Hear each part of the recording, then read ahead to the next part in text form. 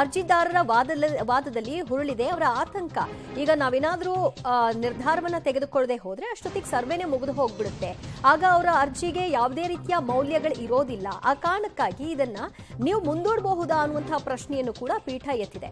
ಸದ್ಯಕ್ಕೆ ಸರ್ವೆ ಮುಂದೂಡುವಂತಹ ವಿಚಾರವಾಗಿ ಏನ್ ಹೇಳ್ತಾರೆ ಸರ್ಕಾರಿ ಪರ ವಕೀಲರು ಅನ್ನೋದನ್ನ ನೋಡಬೇಕು. ಅರ್ಜಿದಾರರ ವಾದದಲ್ಲಿ ಹುರುಳಿದೆ ಅನ್ನುವಂತಹ ಅಂಶವನ್ನ ಪೀಠ ಗಮನಿಸಿದೆ.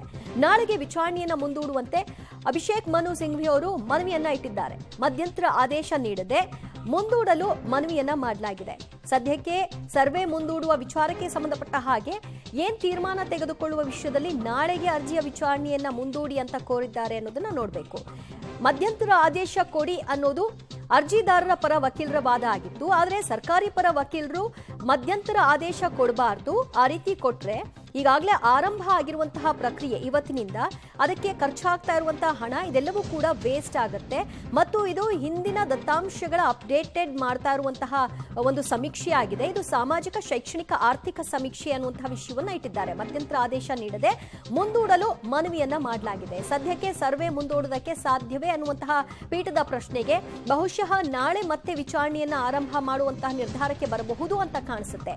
ಸೊ ಅಪ್ಡೇಟ್ ಆಗ್ತಾ ಇದೆ. ನಾಳೆಗೆ ವಿಚಾರಣೆಯನ್ನ ಮುಂದೂಡಿಕೆ ಮಾಡಲಾಗಿದೆ.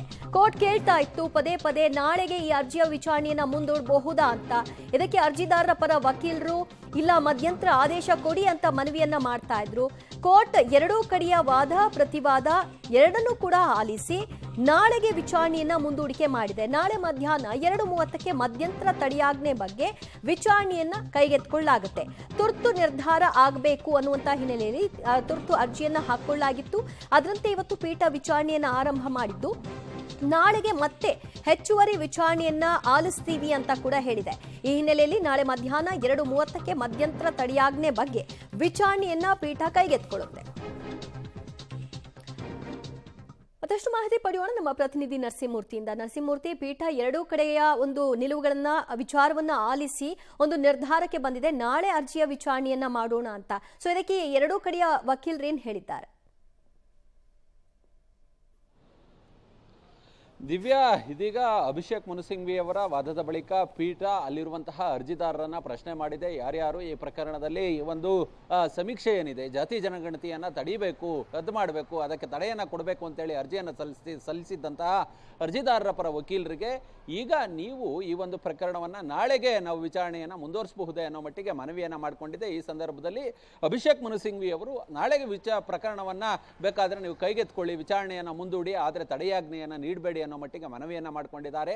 ಇಲ್ಲಿ ಪೀಠ ಒಂದು ಅಭಿಪ್ರಾಯವನ್ನ ವ್ಯಕ್ತಪಡಿಸಿದೆ. ಅದೇನಂತ ಹೇಳಿದ್ರೆ, ಈಗ ನೀವು ಸಂಗ್ರಹಿಸುತ್ತಿರುವಂತಹ ದತ್ತಾಂಶ ಏನಿದೆ ಅದು ಮುಗಿದು ಹೋದ್ರೆ ಈಗ ಹಾಕಿರುವಂತಹ ಅರ್ಜಿಗೆ ಬೆಲೆ ಇರೋದಿಲ್ಲ, ಊರ್ಜಿತ ಇರೋದಿಲ್ಲ. ಹೀಗಾಗಿ ಅವರ ಆತಂಕ ಸಹಜವಾಗಿ ಇದೆ ಅನ್ನೋ ಮಟ್ಟಿಗೆ ಪೀಠ ಕೂಡ ಅಭಿಪ್ರಾಯವನ್ನ ಪಟ್ಟಿರುವಂತಹದ್ದು. ಅದರ ಜೊತೆಗೆ ಮಧ್ಯದಲ್ಲಿ ASC ಅಡಿಷನಲ್ ಸಾಲಿಸಿಟರ್ ಜನರಲ್ ಕೂಡ ಮಧ್ಯಪ್ರವೇಶವನ್ನ ಮಾಡಿದ್ದಾರೆ. ಸರ್ಕಾರ ನಡೆಸುತ್ತಿರುವಂತಹದ್ದು ಜಾತಿ ಗಣತಿ, ಇದು ಸಾಮಾಜಿಕ ಮತ್ತು ಶೈಕ್ಷಣಿಕ ಸಮೀಕ್ಷೆ ಅಲ್ಲ.